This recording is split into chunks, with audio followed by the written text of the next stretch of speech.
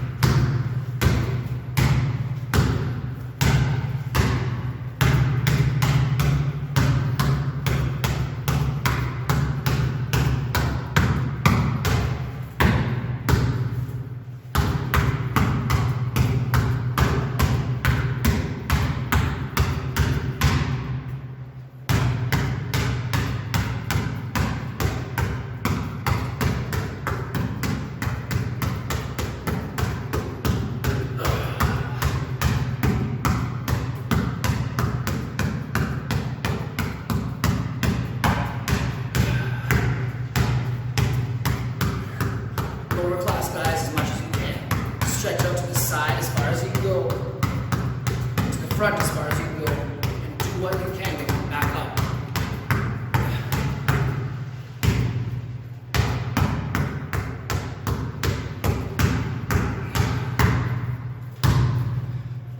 I find as much as you can put yourself out of position like that and start losing your balance forward, as you know this extra cushion makes a big difference for me.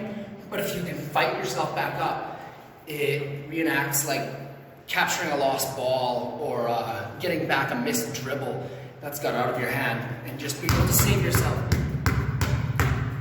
as much as you can before contact is a huge thing. One of the things I sometimes struggle with is getting a bounce stop and then getting that pass off and keeping the distance I need away from a defender, especially because I'm pretty small and people are huge. So one thing I like to work on is come in hot into a bounce stop position.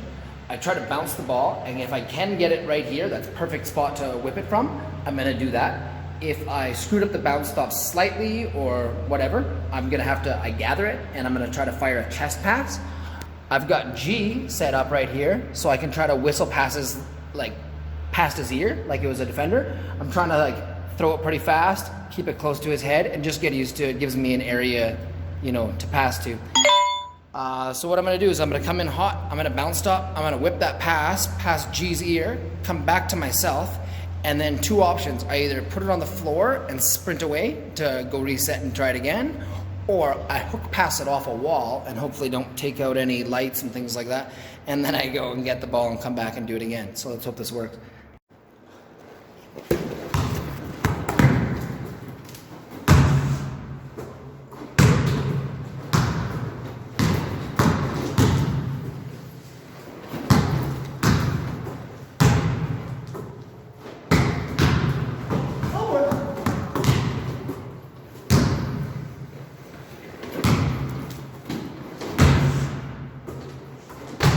Sorry, G. That's why you work on the pass.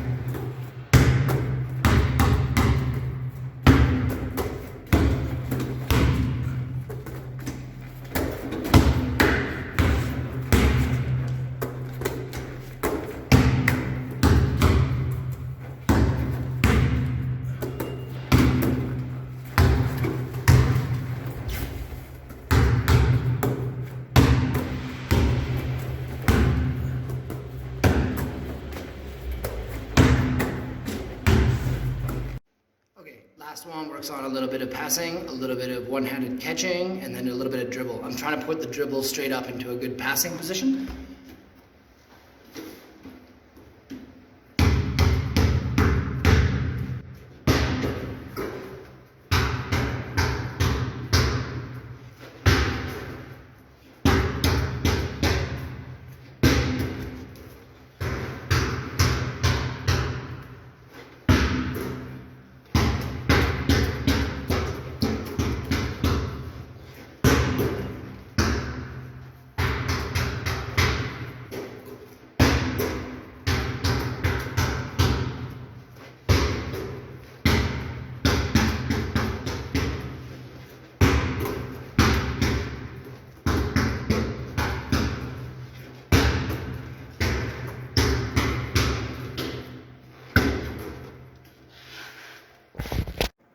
So I think the key to these things is just making sure you're touching a ball and practicing a little bit and just getting the feel of what it feels like to pass and dribble and, you know, that fingertip touch that we all lose after a bit. Just get out for 10 minutes a day, every single day, a little bit, and it doesn't have to be super hard. If you find something you really liked that was super fun, stick with it. If you find something that was really challenging, push through it. The key is just be creative and get around and just have fun with it. See you guys. It was a good workout, G. Let's go hit the showers. Something we have to really be mindful of as we do all those things is make sure that you hydrate. So today we're going to have Mosaic Haze IPA. It's a strong beer. I was talking to Joe Lesnar and he said use keywords. So I've been buying strong beer. I think it's working. I think it makes me feel stronger, which makes me push harder, you know. And yeah. Hydrate, kids. G.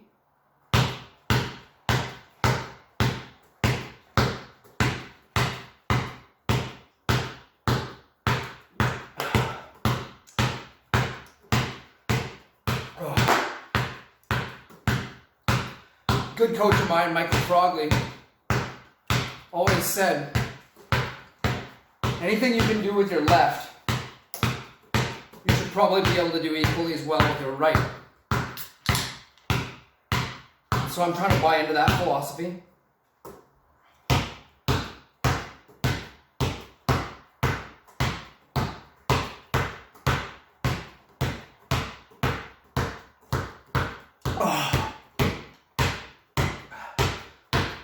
Hydrate.